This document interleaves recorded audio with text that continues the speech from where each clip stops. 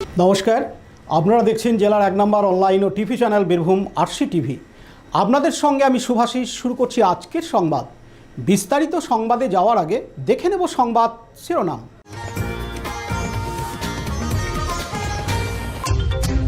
School যেন পড়াশোনার জায়গা না হয়ে উঠেছে হাস্যকর নাট্যমঞ্চ। যুবসাথী ও কৃষক বন্ধু প্রকল্পের আবেদনপত্র জমা দেওয়ার ভিড় সিউড়িতে।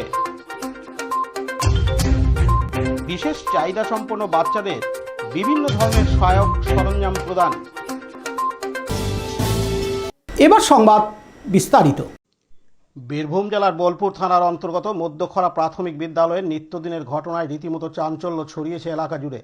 অভিযোগের কেন্দ্র স্কুলের প্রধান শিক্ষক শুভেন্দু সরকার।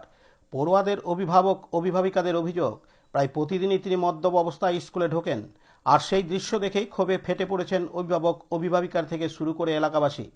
স্কুল যেন পড়াশোনার জায়গা না হয়ে উঠেছে হাস্যকর নাট্যমঞ্চ। আজ শুক্রবার 27 ফেব্রুয়ারি 12:20 নাগাদ ফের সেই ছবি সামনে আসে। অভিযোগ, তখন মদ্যপ অবস্থায় স্কুল চত্বরে ঢোকেন প্রধান শিক্ষক।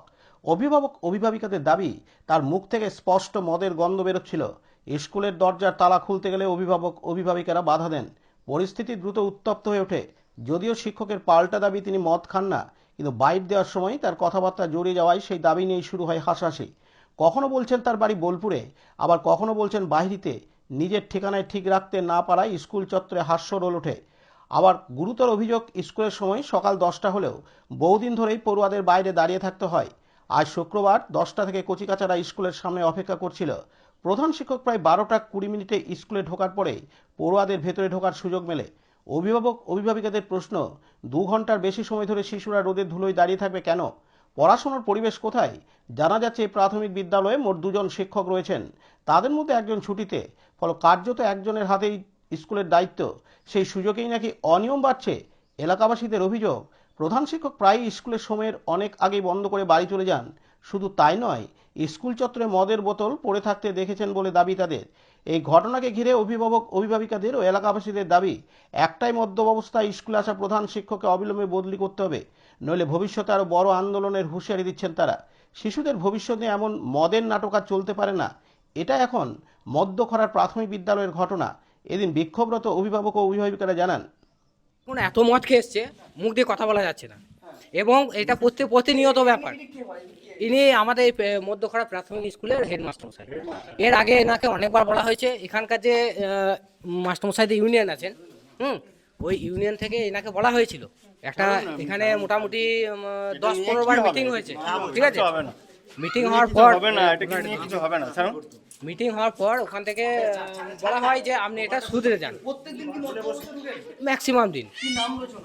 শুভেন্দু সরকার।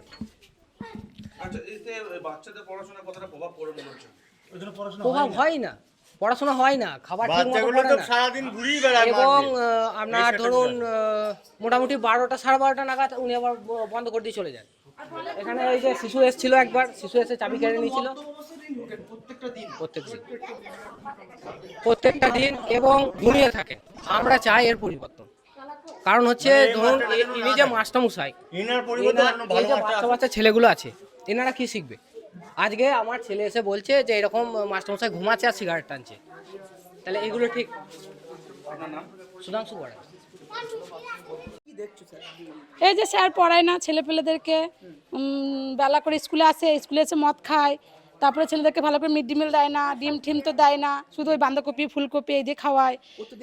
হ্যাঁ, প্রত্যেক দিন। আবার ওই পেছনে গিয়ে খেয়ে আসে। আমার ছেলে নিজে দেখেছে একদম ব্যাগে মদ। ছেলে বাড়ি থেকে বলছে, মা দেখলাম যে স্যারের ব্যাগে মদ খাচ্ছে, ওইসব পড়াশোনা নয়, শুধু খায়, স্কুলে এসে খাবার খায়। চাইছি যে স্যারটাকে পাল্টে দিয়ে অন্য একটা স্যার দেখ, যাতে ছেলেপেলেরা একটু পড়াশোনা করে।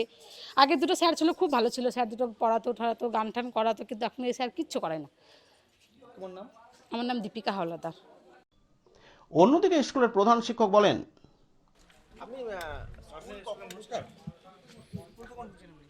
হ্যাঁ 10:40। হ্যাঁ, আজকে গাড়ি খারাপ হয়েছিল। না, না না গাড়িটা দেখুন, গাড়িটা আগে ভিডিও করেন, গাড়িটা করেন। না। প্রত্যেকদিন গাড়িটা করেন। স্যার আপনারা গাড়িটা না, করেন, না, গাড়িটা কি না, অবস্থা না। দেখেন। আপনি তো মদ্যপ অবস্থায় রয়েছেন। না না না না আপনি কোথায় ছিলেন? তাই তো?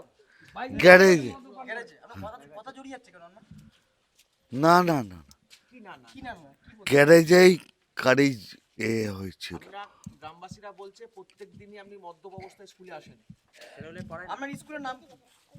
মধ্যখরা প্রাইমারি স্কুল, কোথায় বাড়ি আপনার? বোলপুর। বোলপুর বাড়ি। হুম।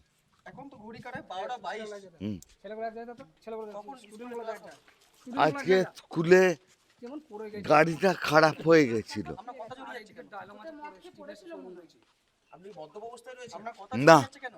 না না না অন্যান্য দিকে আপনি মদ্যপ অবস্থায় স্কুলে আসেন। না গ্রামবাসী তো অভিযোগ যে প্রতিদিন আপনি মদ খেয়ে স্কুলে আসেন।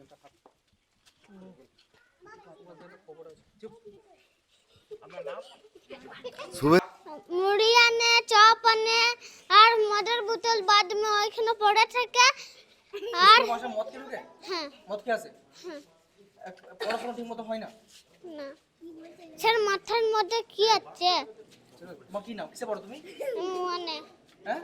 মানে তোমার নাম কি? কৃষ্ণ সদর স্কুলিতে কি মাস্টার প্রতিদিন কি করে?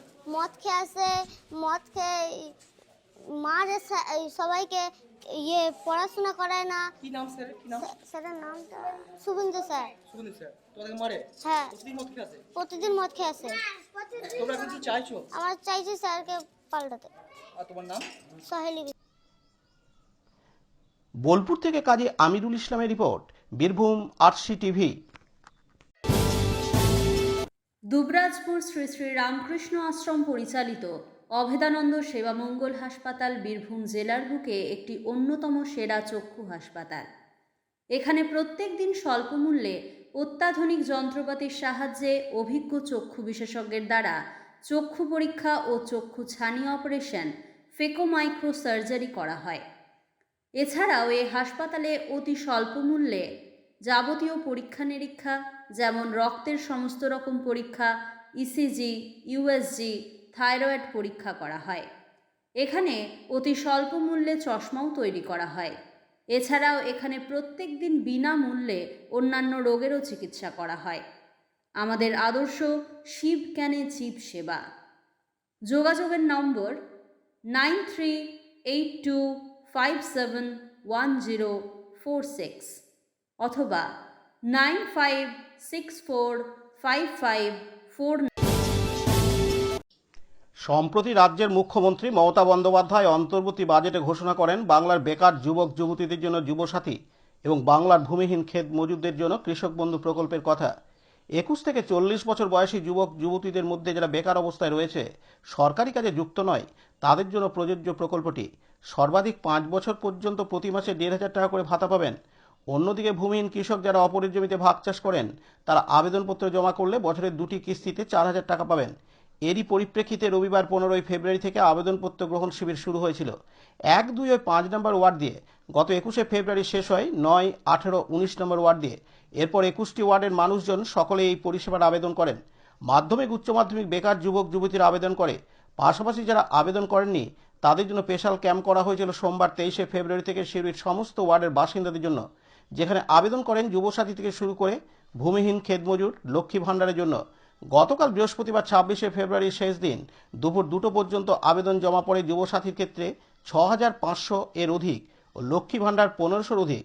শেষ দিনে লম্বা লাইন দেখা যায় আবেদনকারীদের। দেখুন, আমাদের যে মাননীয় মুখ্যমন্ত্রী আমাদের যে যুবসাথী যে প্রজেক্টটা প্রকল্প চালু করলো, এখন এই মুহূর্তে আমাদের 6,500 মতো যুবসাথী আজ লাস্ট ডেট জমা পড়ে গেছে। লক্ষ্মীর ভাণ্ডার প্রায় 1,500 উপর হলো। তো মানুষের যে বিশেষ করে যারা ইয়াং ছেলেমেয়েরা তারা খুব খুশি। একটা সামাজিক যে ভাতাটা দিদি আমাদের দিল 1,500 টাকা করে মাসে, তাদের খুব উৎসাহী বা এত লোক যে অ্যাপ্লাই করলো তারা খুব খুশি এখানে যে ক্যাম্প করে। আজকে কতক্ষণ চলবে ক্যাম্প? এটা আজ লাস্ট 4টে-5টা অবধি চলবে। সিউড়ি থেকে পার্থ দাসের রিপোর্ট, বীরভূম আরসি টিভি। আজ শুক্রবার 27 ফেব্রুয়ারি বীরভূম জেলার বোরারো 1 নম্বর ব্লকের প্রাইমারি স্কুল চক্রের বিশেষ চাহিদা সম্পন্ন বাচ্চাদের বিভিন্ন ধরনের সহায়ক সরঞ্জাম প্রদান করা হয়। ট্রাইসাইকেল, হুইল চেয়ার, কানের মেশিন প্রদান করা হয়। বীরভূম জেলা প্রাইমারি কোঅর্ডিনেটরের পক্ষ থেকে। এদিন উপস্থিত ছিলেন মোরারই 1 নম্বর ব্লকের বিডিও বীরেন্দ্র অধিকারী ও জেলা কোঅর্ডিনেটর ও মোরারই 1 নম্বর স্কুল চক্রের কর্মীবৃন্দরা। এদিন বীরভূম জেলা প্রাইমারি কোঅর্ডিনেটরের পক্ষ থেকে জানানো হয়, আপনার কি প্রোগ্রাম? এটা হচ্ছে এডস অ্যান্ড অ্যাপ্লায়েন্সেস বিতরণ করা হচ্ছে এলিম্পো এবং সর্বশিক্ষা মিশন বীরভূমের যৌথ উদ্যোগে। 1 বছর আগে গোটা বীরভূম জেলায় ব্লক ওয়াইজ এই ক্যাম্পগুলো হয়েছিল এবং সেখানে এক্সপার্টরা এসেছিলেন। কার কী ধরনের জিনিসপত্র লাগবে সেই ক্যাম্পেই আপনার সিদ্ধান্ত হয় এবং তারপরে এলিম্পো সেই মালগুলো বীরভূম জেলায় পাঠায়। এবং আজকে আমরা দুজন জেলার তরফ থেকে আইডি কোঅর্ডিনেটর, অ্যাসিস্ট্যান্ট কোঅর্ডিনেটর এবং এলিম্পো থেকে এসছেন দুজন এক্সপার্ট, তারা উপস্থিত থেকে বাচ্চাদের মধ্যে hearing aid, rollator, wheelchair, commode wheelchair এইগুলো বিতরণ করা হচ্ছে। কোন জিনিস কতজনকে দিচ্ছে? এটা আজকে হচ্ছে মুরারয়ে হচ্ছে কোন জিনিস কতজনকে দেওয়া হচ্ছে। টোটাল বীরভূম জেলায় দেওয়া হচ্ছে 676 জন টোটাল। আজকে 44 টোটাল 44 জনকে বিতরণ করা হচ্ছে। সেটা কি কি দিচ্ছে? এই যে hearing aids, rollator, wheelchair, wheelchair, তিন ধরনের হুইল চেয়ার, তারপর সিপি হুইল চেয়ার, কোনো হুইল চেয়ার। আপনার নাম? আমার নাম Aparna Das, district ID coordinator in-charge Birbhum. Suvendu Ghosh, district ID coordinator, assistant district ID coordinator. Murarai থেকে দীপু মিয়া রিপোর্ট, বীরভূম RCT। আজকের সংবাদ এই পর্যন্ত। পরবর্তী সংবাদের জন্য চোখ রাখুন বীরভূম RCTVর পর্দায়। নমস্কার।